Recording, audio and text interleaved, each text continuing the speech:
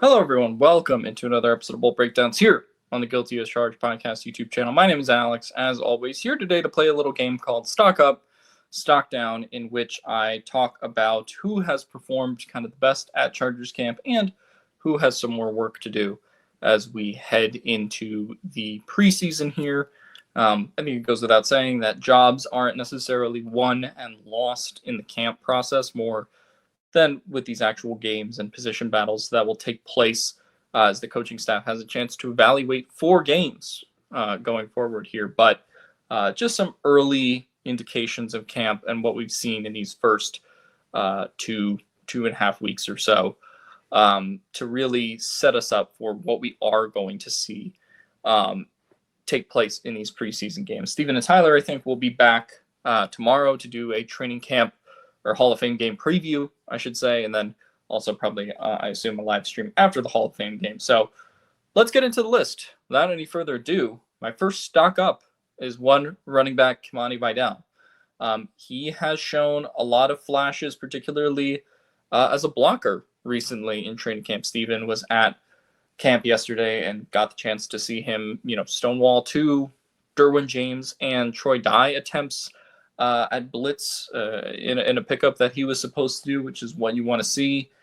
And there's been plenty of use of him as a really high volume pass catcher as well. Obviously, he has kind of taken the RB2 job with Najee out and run with it. And that was something that I think we really wondered sort of when Najee would get hurt, who would sort of rise, to the cream of the crop. Obviously, we'll talk about somebody else later, Raheem Sanders, who I think still has a chance to make the back end of the roster, make the 53-man practice squad, but is certainly playing a little behind in a camp standpoint now. But again, had an angle route touchdown with Herbert yesterday. He has made the most of his pass catching situations where he's demonstrated a lot of explosiveness too. I remember practice a couple weeks ago where there was video of him basically, and Papa wrote about this, catching a ball and then running 20 yards before he was pushed out of bounds down the sideline. So he's been that safety valve certainly as a pass catcher and has gotten a lot of first team reps as a result of this Harris situation where he showed his value behind one Omarion Hampton. So I think he has pretty clearly seized the RB2 job while Najee's hurt, and that kind of leaves him a third running back, if you want to say that, when the roster is fully made. Now, still have to earn that, of course, in these preseason reps, but the amount of volume he's had as a pass catcher, the amount of catches and runs he's popping off in camp is just not something you kind of ignore at this point. Now, they wanted to bolster their running back room and bring in Naheem Hines, and they still have Jarrett Patterson, Raheem Sanders, and all these guys who will compete with Kimani in these preseason games. But the early indications really are, if he's there as a blocker, we kind of know the rest of the package with Kimani is good as well. But the concern is what he shows as a blocker, as we saw in the Tampa Bay game last year, where he got a little bit abused in that regard. I think back to the Cleveland game a little bit. But if it's really true, and both Popper and Steven have seen him in practice kind of improving and getting work there every day to prove his prowess as a blocker. If it's true that is coming along, and we see that with a lot of running backs, tight ends, wide receivers improving at blocking in year 2, I think there is a lot of reason to be on the Kimani hype train, particularly if Najee Harris is out. And I think in the bigger picture here, obviously Najee at some point will be back. You expect to have Omarion, so does RB3 matter that much? But I think the idea of, can you just put a guy out there that is capable of giving you, 60% of what those guys can do, a guy that can survive on, being the safety valve in the pass game, a guy that can just survive a couple carries, a guy that can hold up in pass protection, right? Like, that's kind of what you want to see of whoever is RB3 on this roster. And so far in camp, the indications are that Kimani has a pretty big leg up on that race. But we'll talk about another guy later in terms of how we structure the depth chart here. My next stock up is going to be Jamari Salyer, who got attention last week as a guy who had a 35-pound weight loss, as announced by Greg Roman, specifically saying that Jamari had taken, his intuition this year to, lose 35 pounds of bad weight. And I would have never imagined after the Houston game that we would be in this position where we would be talking about Jamari Salyer as a possible starter at guard. But that is kind of the point that we're at. Jamari Salyer got starting reps at guard yesterday, at left guard. And he has passed Pipkins for backup guard too. That I think was a little bit underrated when Harbaugh said that, or went a little bit under the radar. But Harbaugh basically said Pipkins is the swing tackle after starting at right guard primarily last year. That Jamari is basically your primary backup guard outside of Andre James, who would be your backup center specifically. But Jamari has seemingly earned that role as backup guard, has earned the coaching staff, and I don't think he's out of starting at guard either. Like that's the thing here. I would have never imagined that we would have a day of practice that was just Bradley Bozeman first team center reps, Zion second team center reps, and Jamari is a starter. If you told me that after the Houston game, I would have told you were crazy. Now, how much of that is Jamari is actually a candidate to start versus they want to get Zion as many reps at center as possible, I think is a fair question. But all of the indications we've seen is that, they talked up his lateral movement, his ability, just what he looks like in person, but also what he looks like along the line relative to last year. And the lack of movement and sort of the lack of polish there really got him hurt, in particular against Houston, and led to that performance. So to me, when you hear the coaching staff speak as highly, even Slater coming out and saying he looks, incredible and that he's worked his ass off this offseason was the exact quote. It does really feel like Jamari Salyer is a candidate to start at left guard, which I think if you had told, again, anyone that after the Houston game, it would have been like, what? But it really feels like not in a way where he's being given the job, but he's potentially earning that job. And as we talk about Jamari, who has impressed to this point in camp, I do think we have to say stock down for Zion Johnson, who is next on the list here. But the center reps have been a pretty mixed bag, and they haven't been necessarily what I think the coaching staff has wanted to see so far from him. He very well may have competition at guard too, as mentioned with Jamari and the way that he's come on and the way that he gets talked up by the coaching staff. And something that I've been reminded by that Greg Roman said, I think when he was talking about specifically Andre James and Bradley Bozeman, but they've said the best players will play, right? Like if Zion is hiking the ball over Trey Lance's head like he did yesterday, or committing a false start penalty like he did on Saturday, these are individual reps to focus on. They know, and as many people say, right, they knew the polished product was not going to be there with Zion as they were trying this experiment.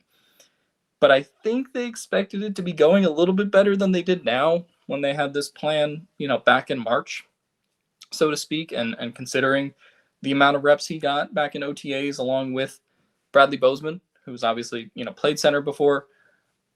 I think they expected this to be going a little bit different than it has been. And I just think in the broad scheme of things, the margin for error for the Chargers along the offensive line this year is really reduced, right? Like you can't, have those types of center plays, and have that be your center performance, so to speak, when you go to Brazil week 1 and play the Chiefs, right? And have to go up against Chris Jones and make all the calls and all that kind of stuff. Now, that's not to say there haven't been good reps for Zion. There have been good reps for him too. If you've, read Popper's articles and stuff like that, he, I still think as a puller, as a mover, shows a lot of promise there. But the very cerebral, fine-tuned parts of playing center are the things that he's kind of very clearly still struggling with. And I still think he's in the center conversation. We'll see how many days they keep going back and forth between Bradley Bozeman and one Zion Johnson. But it really does feel like we're at a point where if Zion doesn't win the center job and they give it to Bradley Bozeman or they give it to Andre James, I don't know if he's a lock at guard either, kind of like I mentioned before, with the momentum that one Jamari Salyers had, particularly Jamari getting left guard starting reps yesterday. So, plenty of time to turn it around in the preseason, plenty of time for him to still win a starting spot on the offensive line. But I think by all means, Zion getting quasi-benched yesterday, I should say, at practice, not a great sign of things to come. Again, we'll see what today's padded practice holds. We'll see what the momentum is going into the Hall of Fame game and the other 3 preseason games, but not great for him so far. Stock up, Trey Lance. Trey Lance has a very real QB2 competition going on with Taylor Heineke. He has gotten the bulk of the QB2 reps so far in camp and has frankly showed more. He had a 50-yard touchdown, I think, yesterday in Chargers training camp practice. He has the leg up in the QB2 race right now, which if you told me that when he was signed, I kind of wouldn't have believed you, because the last time a lot of us saw Trey Lance on a field was when, he threw 5 picks in that preseason game against the Chargers and kind of ultimately cracked the spot for one Uncle Tony Jefferson to make the roster.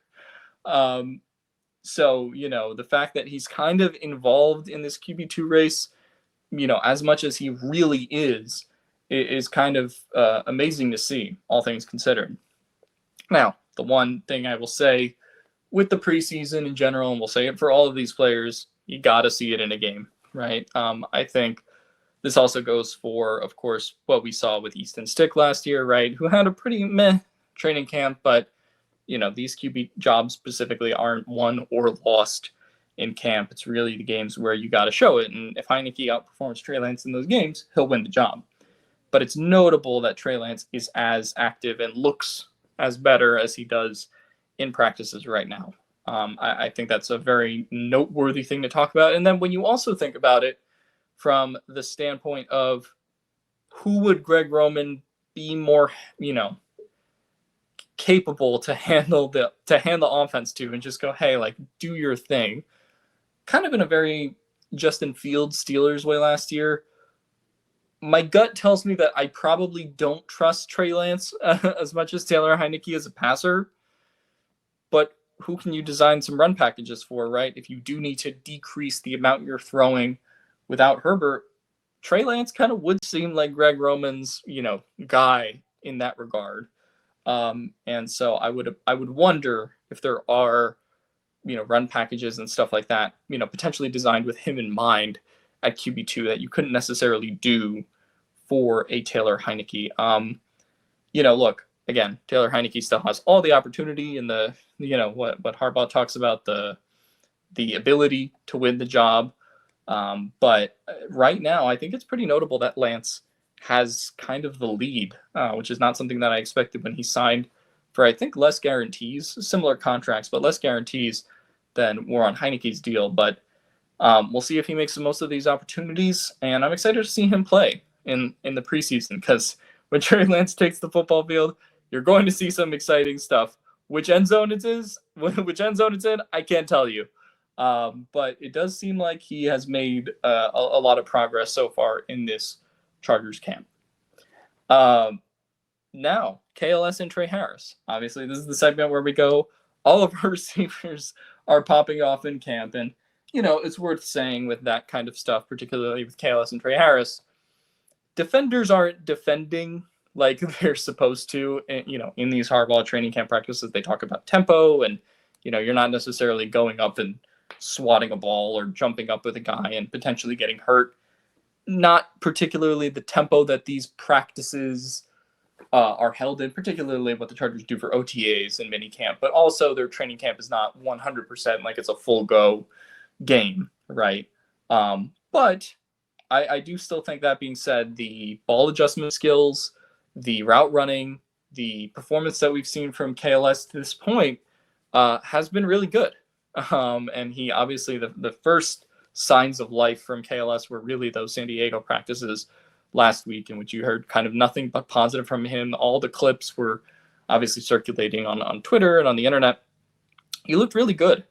Particularly his ball tracking really impressed me. That was always the skill set of his in college, but I think seeing it, in this context really made me believe that there's some kind of offensive role for him this season, as opposed to being kind of a developmental project type player, sort of like maybe me, Tyler, and Steven were sort of thinking around draft time. We weren't the biggest KLS fans, but look, they need him and they need Trey Harris to step up now that Mike has retired. Rager's injured. Ladd didn't do team drills yesterday, although I'm not terribly worried about that one yet.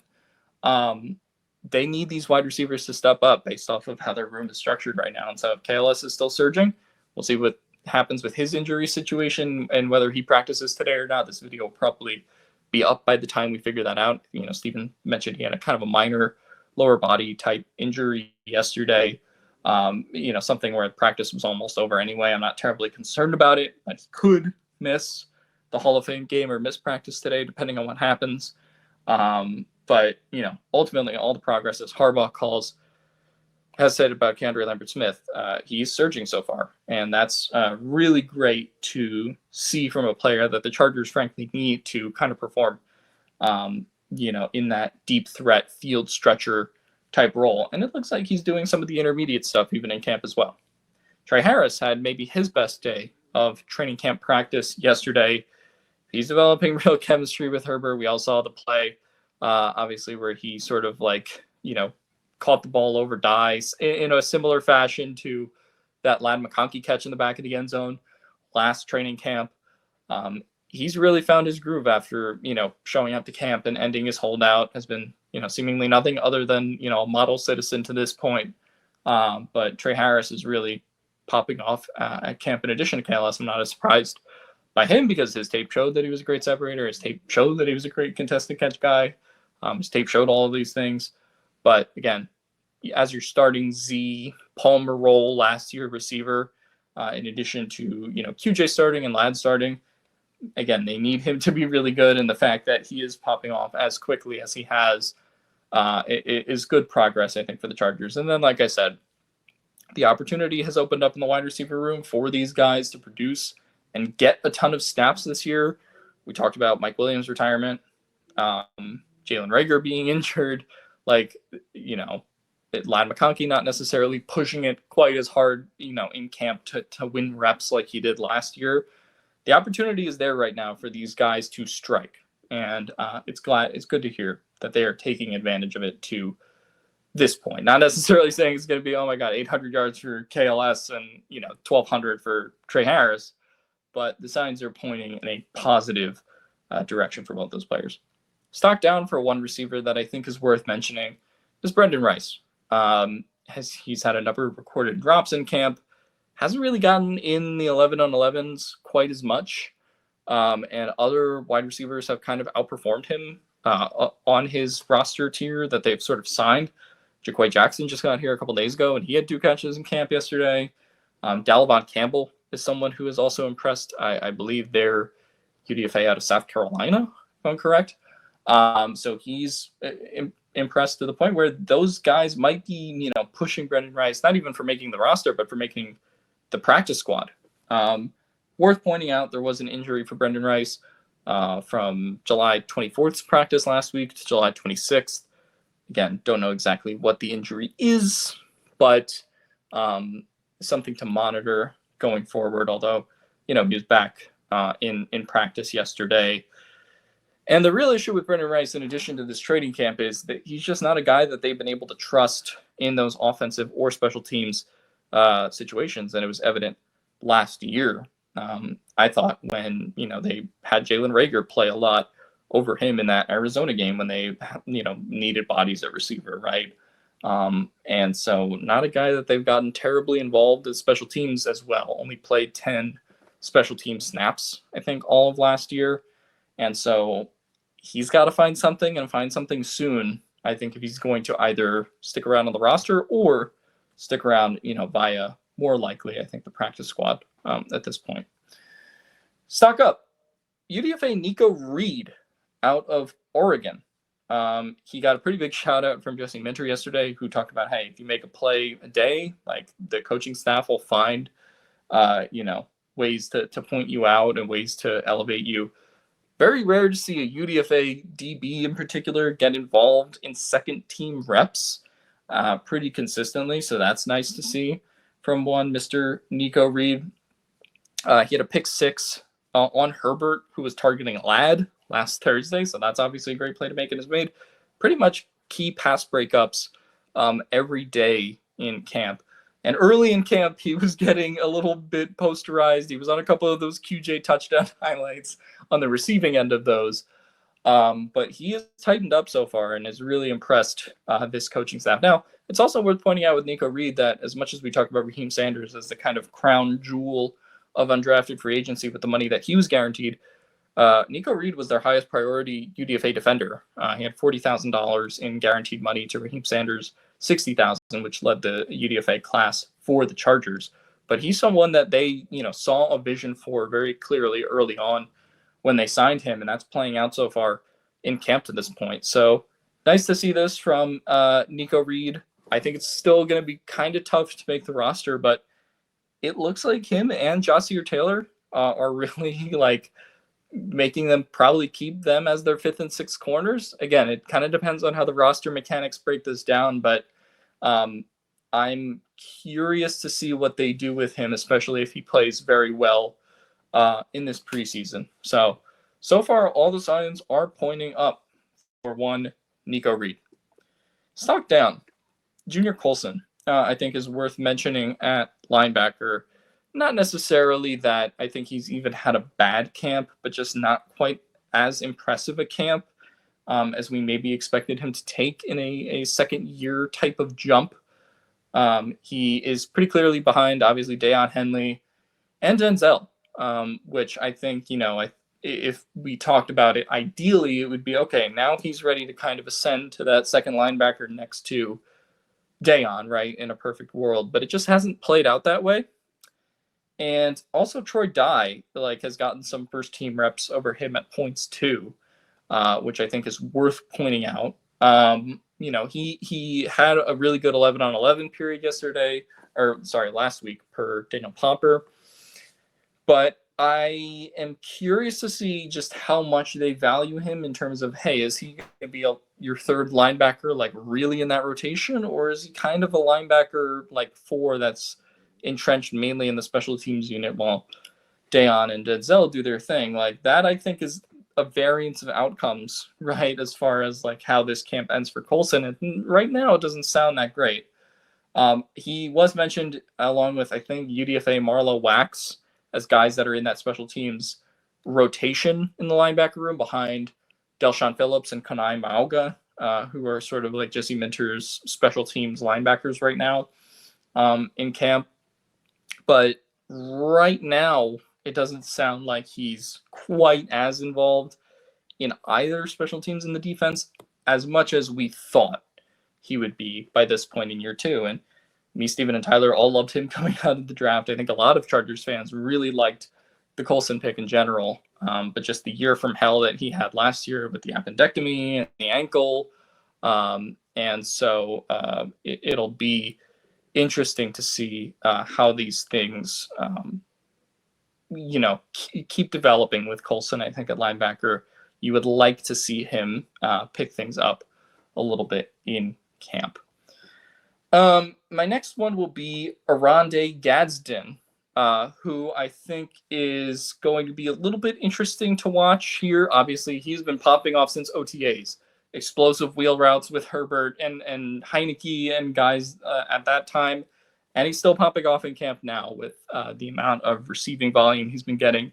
He was getting first team reps as soon as the San Diego practices last week, which, again, I think is such a good sign for him going forward in terms of truly getting involved, because I thought for a while that I'd be okay, well, Conklin and Disley will be your primary TE 1 and 2, and they'll bring Gadsden along. It hasn't been that way. They've had Gadsden involved really the whole time.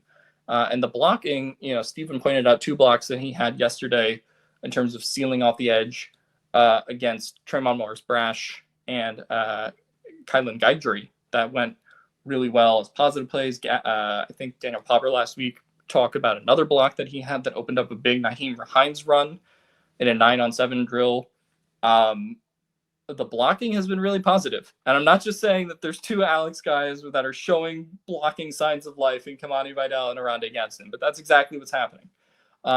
He's had, again, big plays in camp, has flashed as a blocker at times, and is getting first-team reps, which, for the value, again, where the Chargers got him as a fifth-round pick, I understood why the amount of questions that there were at that time when they made that selection. But to me, just flashes way too much offensively as a route runner, as an explosive play guy, that I think you have to kind of keep him in that rotation of players. And I think he's going to get along with Justin Herbert pretty early on here. Again, just continues to make explosive play after explosive play.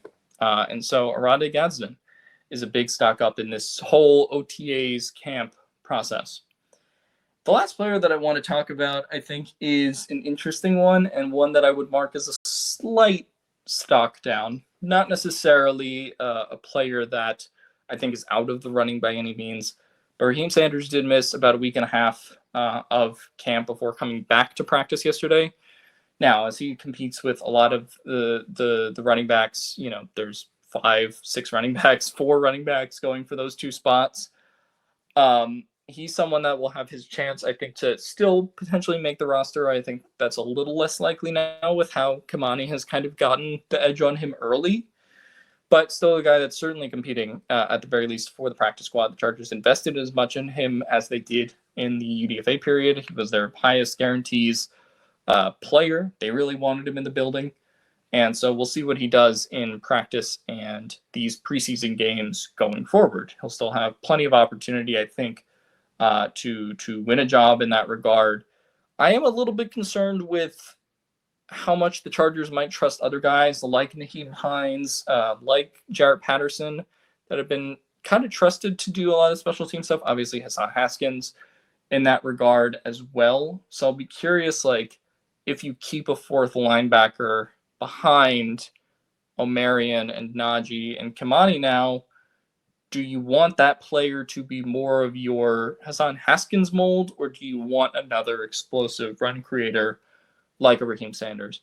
I think that's an open question in terms of how the Chargers like doing their roster. If you go back to last year, I think they kind of wanted the latter. They wanted the Haskins, mold on the roster, but that was also partially because last year they couldn't really trust Kimani to block quite as much.